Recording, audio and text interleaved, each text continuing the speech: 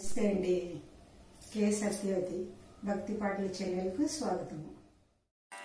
నమస్తే అండి. దక్షిణామూర్తి స్తోత్రం అతి శక్తివంతమైన పరమ పవిత్రమైన దక్షిణామూర్తి స్తోత్రం రచించిన వారు ఆది శంకరాచార్యులు వారు. శివుని రూపాలలో ఒకరు, కష్టాలను పోగొట్టేవారు. ఈయన దయమునందు దుఃఖము కూడా దూరమవుతుంది. ఎంత చెప్పినా మనము చాలా తక్కువ. ఆయన ఆశీర్వాదంతో ఈ వీడియో చేయగలుగుతున్నాను. ధ్యాన శ్లోకములు. ఓం మౌన వ్యాఖ్యా ప్రకటిత పరబ్రహ్మతత్వం యువావానం వరిష్టాంతే వసదృష్టిగణైరావృతం బ్రహ్మనిష్టైః ఆచార్యేంద్రం కరకలిత చిన్ముద్రమానందరూపం స్వాత్మా రామం ముదితవదనం దక్షిణామూర్తిమీడే వటవిటపి సమీపే భూమి భాగే నిషణ్ణం సకలము నిజనానాం జ్ఞానదాతారమారాత్ త్రిభువన గురుమీశం దక్షిణామూర్తిదేవం జనన మరణ దుఃఖచ్ఛేదదక్షం నమామి. చిత్రం వటతరోర్మూలే వృధా శిష్యా గురుర్యా గురోస్తు మౌనం వ్యాఖ్యానాం శిష్యాస్తు చిన్న సంశయాః నిదయే సర్వ విద్యానాం భిషజే భవరోగిణాం గురవే సర్వలోకానాం దక్షిణామూర్తయే నమః. ఓం నమః ప్రణవార్థాయ శుద్ధ జ్ఞానైకమూర్తయే నిర్మలాయ ప్రశాంతాయ దక్షిణామూర్తయే నమః. చిద్ఘనాయ మహేశాయ వటమూల నివాసినే సచ్చిదానందరూపాయ దక్షిణామూర్తయే నమః. ఈశ్వరో గురురాత్మేతి మూర్తిభేద విభాగినే వ్యోమవద్వ్యాప్తదేహాయ దక్షిణామూర్తయే నమః. దక్షిణామూర్తి స్తోత్రం. విశ్వం దర్పణ దృశ్యమాననగరీతుల్యం నిజాంతర్గతం పశ్యన్నాత్మని మాయయా బహిరోద్భూతం యథా నిద్రయా యస్సాక్షాత్ కురుతే ప్రబోధసమయే స్వాత్మానమేవాద్వయం తస్మై శ్రీ గురుమూర్తయే నమ. ఇదం శ్రీ దక్షిణామూర్తయే.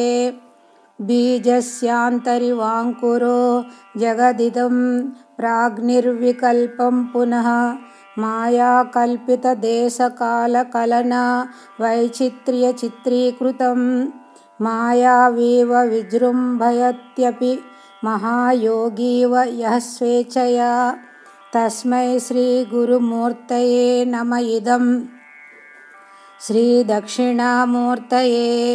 యస్యైవ స్ఫురణం సదాత్మకమసత్కల్పార్థకం భాసతే సాక్షాత్ తత్వమసీతి వేదవచసా యో బోధయత్యాశ్రితాన్ యస్సాక్షాత్కరణాద్ భవేన్న పునరావృత్తిర్భవాంభోనిధౌ తస్మై శ్రీ గురుమూర్తయే నమ. ఇదం శ్రీ దక్షిణామూర్తయే.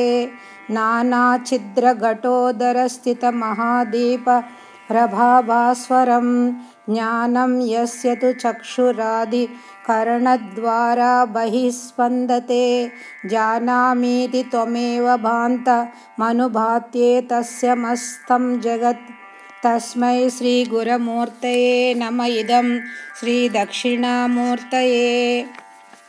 దేహం ప్రాణమపీంద్రియాణ్యపి చలాం బుద్ధిం చ శూన్యం విదుః స్త్రీబాలాంధజడోపమాస్వహమితి భ్రాంతా భృశం వాదినః మాయాశక్తివిలాసకల్పిత మహావ్యామోహ సంహారిణే తస్మై శ్రీ గురుమూర్తయే నమః. ఇదం శ్రీ దక్షిణామూర్తయే నమః. రాహుగ్రస్త దివాకరేందు సదృశో మాయా సమాచ్ఛదనాత్ सन्मात्रः कर्णोपसंहारणतो यो भूसुषुप्तः पुमान् प्रागस्वाप्समिति प्रबोधसमये यः प्रत्यभिज्ञायते तस्मै श्रीगुरुमूर्तये नम इदं श्रीदक्षिणामूर्तये। बाल्यादिष्वपि जाग्रदादिषु तदा सर्वावस्थास्वपि व्यावृत्तास्वनुवर्तमानमहमित्यन्तस्फुरन्तं सदा स्वात्मानं प्रकटीकरोति भजतां यो मुद्रया भद्रया तस्मै श्रीगुरुमूर्तये नम इदं श्रीदक्षिणामूर्तये। विश्वं पश्यति कार्यकारणतया स्वस्वामिसम्बन्धतः शिष्याचार्यतया तथैव पितृपुत्राद्यात्मना भेदतः स्वप्ने जागृति वा एष पुरुषो माया परिभ्रामितः तस्मै श्रीगुरुमूर्तये नम इदं श्रीदक्षिणामूर्तये। भूरम्भान्यनलो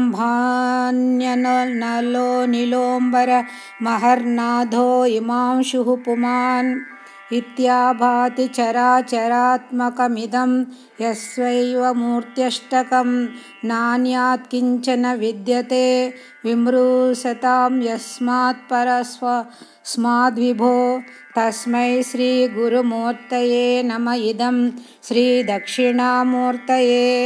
सर्वात्मत्वमिति स्फुटीकृतमिदं यस्मादमुष्मिन् स्तवे तेनास्य श्रवणात् दर्दमननाध्यानाच्च